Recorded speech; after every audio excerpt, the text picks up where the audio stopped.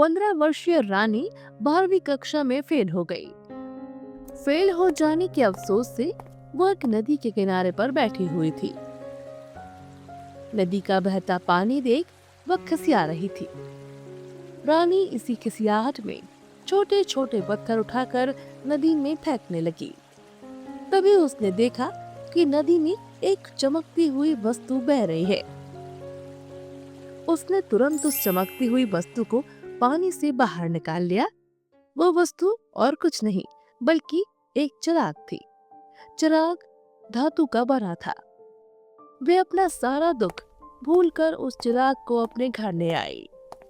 उसने वही अलमारी के पास वो चिराग रख दिया और जैसे ही वो आगे बढ़ी तो उसने देखा कि उसकी उंगली में कुछ लग गया है जिससे उसमें खून बह रहा है।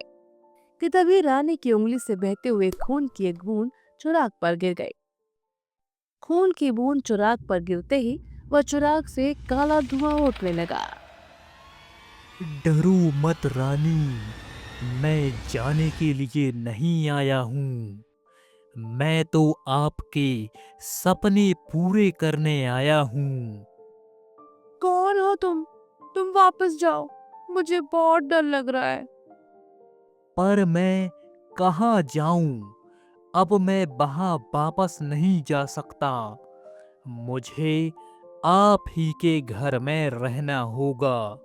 बताइए, मैं आपके घर में कहाँ रहूं?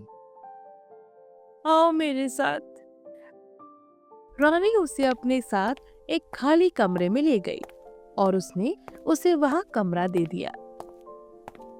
उसके बाद रानी ने जिनी के बारे में अपने पूरे परिवार को बता दिया। साथ ही जिनी से मिलवा भी दिया। जिनी, मुझे 5 लाख रुपए चाहिए। और हाँ, मुझे एक सोने का नेकलेस। जो हुकुम। आप थोड़ा इंतजार करिए, मैं अभी आपकी सारी इच्छाएं पूरी कर देता हूँ। जिनी अदृश्य होकर रानी के घर के सामने वाले बंगले में पहुंचा।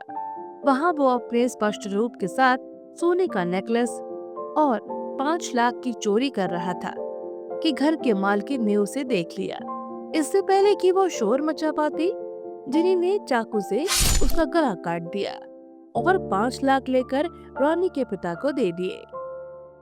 अगले दिन सबको पता चला कि सामने वाले घर में 5 लाख की चोरी होने के साथ मालकिन को चोर ने खत्म कर दिया है।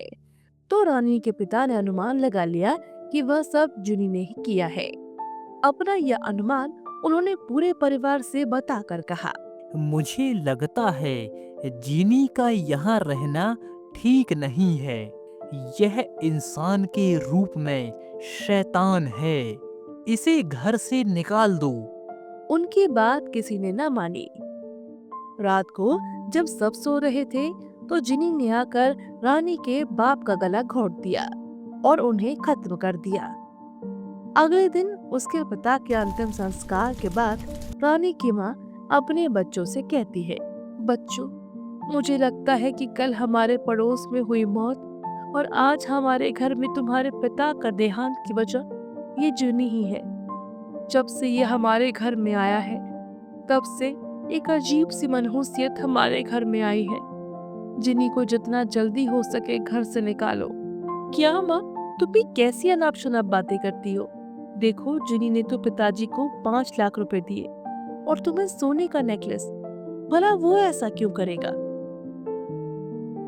और फिर उसी रात जब सब सो रहे थे तो जिनी ने चुपके से उसकी माँ को भी मौत के घाट उतार दिया। माँ की मौत हो जाने के बाद वह भाई बहन पूरी तरह अकेले हो गए। 15 दिन बाद रानी ने जिनी से कहा, जिनी, मेरा एक दोस्त अरुण कल अमेरिका जा रहा है। क्या तुम उसे जाने से रोक सकते हो? ऐसा कुछ करो कि वो अमेरिका ना पहुंच पाए। उसी दिन शाम को रानी को पता चलता है कि अरुण जिस प्लेन से अमेरिका जा रहा था वो प्लेन रास्ते में ही क्रैश हो गया, जिससे सभी यात्री अमेरिका पहुंचने से पहले ही भगवान को प्यारे हो गए।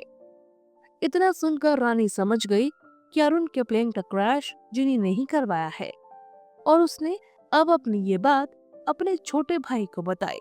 और उन्होंने वह सारी कड़ी फिर से दोहराई जिसमें जब जब जिनी को कोई हुक्म दिया गया या उसके बारे में कुछ बुरा कहा गया तो उस व्यक्ति की मौत हो गई।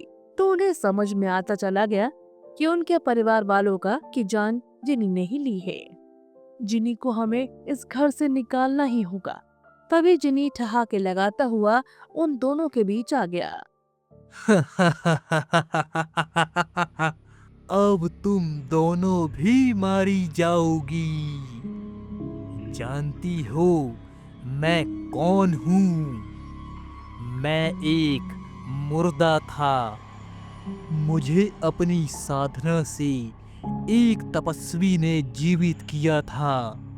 जब जीवित होकर मैं हर वो काम करने लगा जिससे तपस्वी को बुरा लगने लगा, तो उसने मुझे एक चिराग में कैद कर दिया था। साथ ही कहा, तू इस चिराग में तब तक कैद रहेगा जब तक इस चिराग को खून नहीं मिलेगा।